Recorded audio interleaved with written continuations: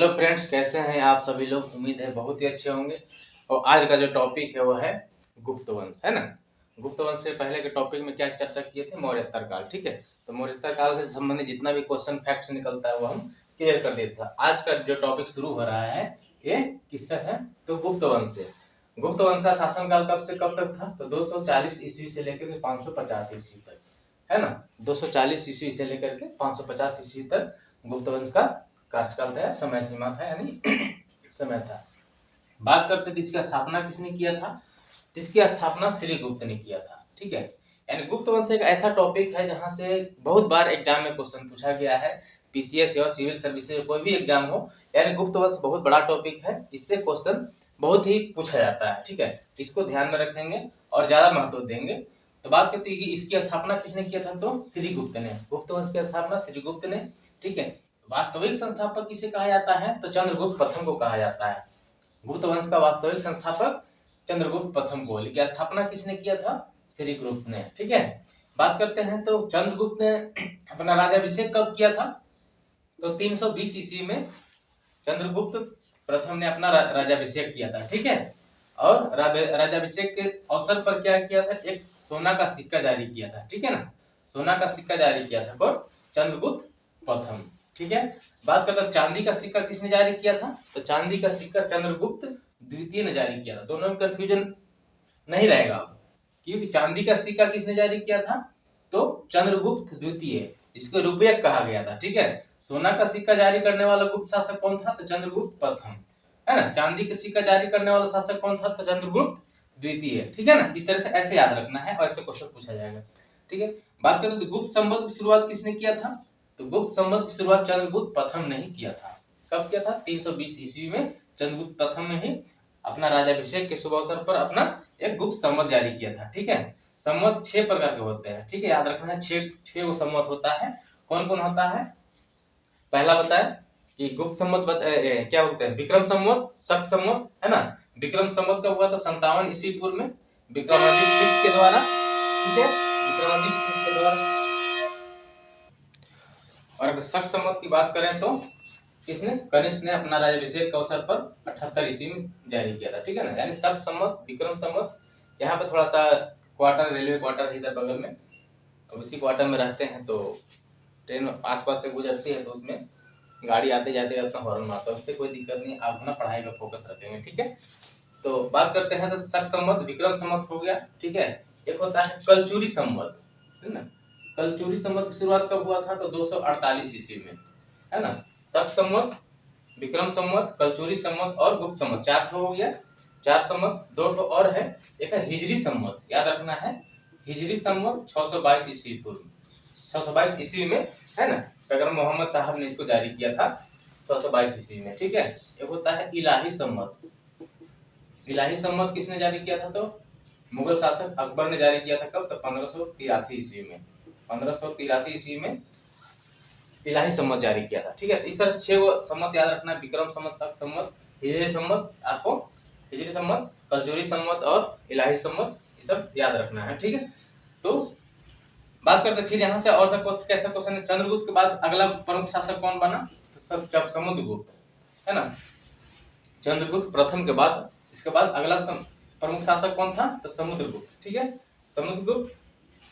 बात करते हैं तो भारत का नेपोलियन के नाम से किसे जाना जाता है, तो समुद्रगुप्त के नाम से। यह भी क्वेश्चन बहुत बार पूछा गया है कि भारत का नेपोलियन के नाम से किसे जाना जाता है, तो समुद्रगुप्त। ठीक है, बात करते हैं तो सर्वाधिक जानकारी कहाँ से मिला है इसकी, तो पर्याप्त प्रशस्ति स्तंभ अभिलेख है ना, समुद्रगुप्त का, उससे पता चलता है क्या कि यह सबसे प्रमुख शासक था और इसको भारत का नेपोलियन के नाम से भी जाना जाता है। किसे, समुद्रगुप्त को।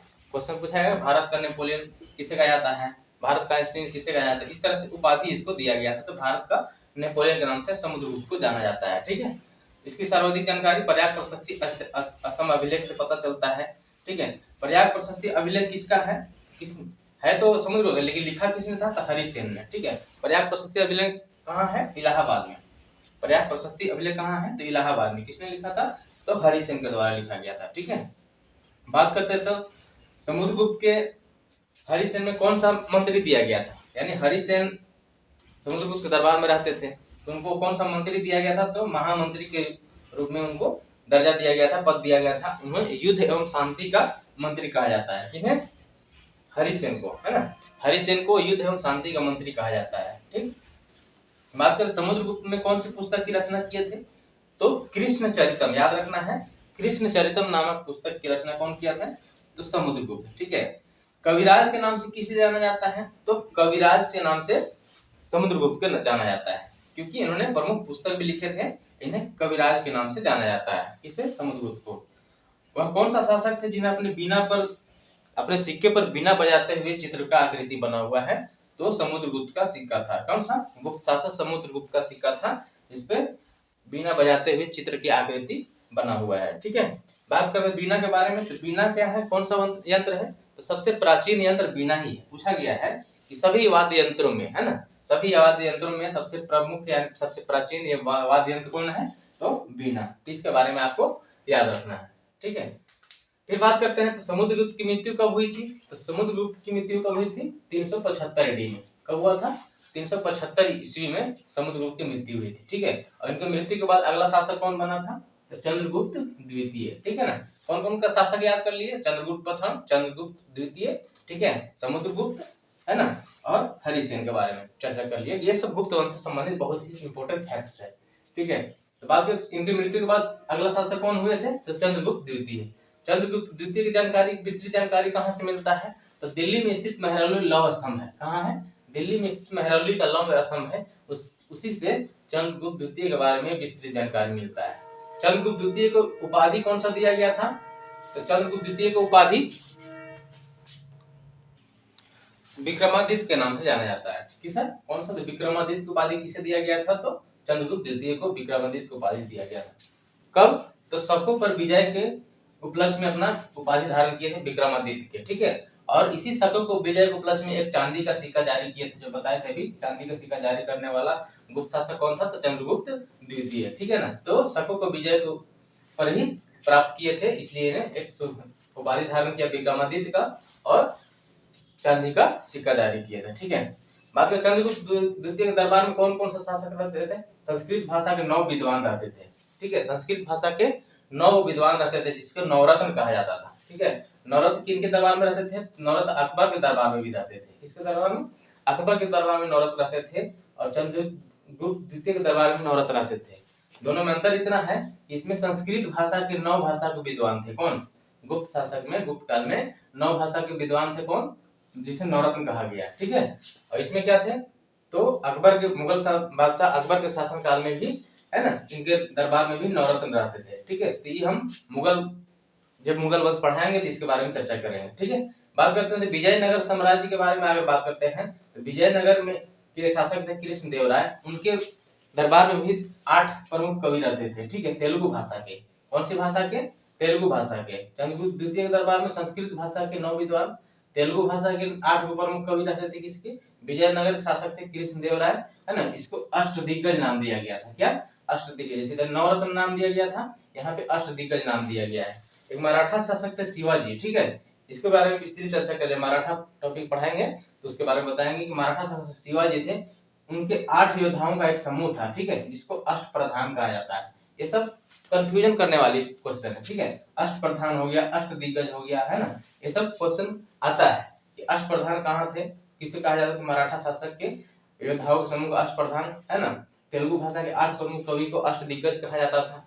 ठीक है, इससे यह ऐसा क्वेश्चन बनता है। बात करते हैं चंद्रगुप्त द्वितीय सर्वाधिक किस साहित्य से रचना मिलता है, तो स्वर्ण काल का। बात करते हैं तो सर्वाधिक किस साहित्य की रचना किया था, संस्कृत भाषा में। यानी संस्कृत भाषा का स्वर्ण काल किसे कहा जाता है, तो गुप्त काल को। संस्कृत भाषा का स्वर्ण काल गुप्त काल को। मुगल काल का स्वर्ण काल किसे कहा जाता है, हिंदी भाषा का स्वर्ण काल मुगल काल को कहा जाता है। और शासक कौन थे, तो अकबर, है ना। चंद्रगुप्त मतलब संस्कृत भाषा का स्वर्ण काल गुप्त वंश चंद्रगुप्त द्वितीय कहा जाता है। ठीक है, फारसी भाषा का स्वर्ण काल मुगल काल को कहा जाता है, और शासक अकबर थे। ठीक है, तेलुगु भाषा का स्वर्ण काल किसे कहा जाता है, विजयनगर साम्राज्य को तेलुगु भाषा का स्वर्ण काल कहा जाता है। कृष्ण देव राय शासक थे। तमिल भाषा का स्वर्ण काल किसे कहा जाता है, चोल काल को, है ना। तमिल भाषा का स्वर्ण काल चोल काल को कहा जाता है। कन्नड़ भाषा का स्वर्ण काल राष्ट्रकूट काल को कहा जाता है ना, राष्ट्रकूट काल, ठीक है। जो शासक थे अमोघ वंश, ठीक है। प्राकृत भाषा का स्वर्ण काल किसे कहा जाता है? तो सातवाहन काल को, है ना, सातवाहन वंश के काल को प्राकृत भाषा का स्वर्ण काल कहा जाता है, ठीक है। इस तरह से कैसे क्वेश्चन पूछा जाता है कि संस्कृत भाषा का स्वर्ण काल, हिंदी भाषा का स्वर्ण काल, है ना, तेलुगु भाषा का स्वर्ण काल, तमिल भाषा का स्वर्ण काल, ये सब ऐसे क्वेश्चन बनता है, तो आपको ये सब चीज याद रखनी है, ठीक है। बात करें तो फाहियान के बारे में आपको याद रखना है। तो फाहियान चंद्रगुप्त द्वितीय के शासन काल में ही चीनी यात्री था, ठीक है, जो 399 से 414 ईस्वी में भारत की यात्रा भ्रमण किया था।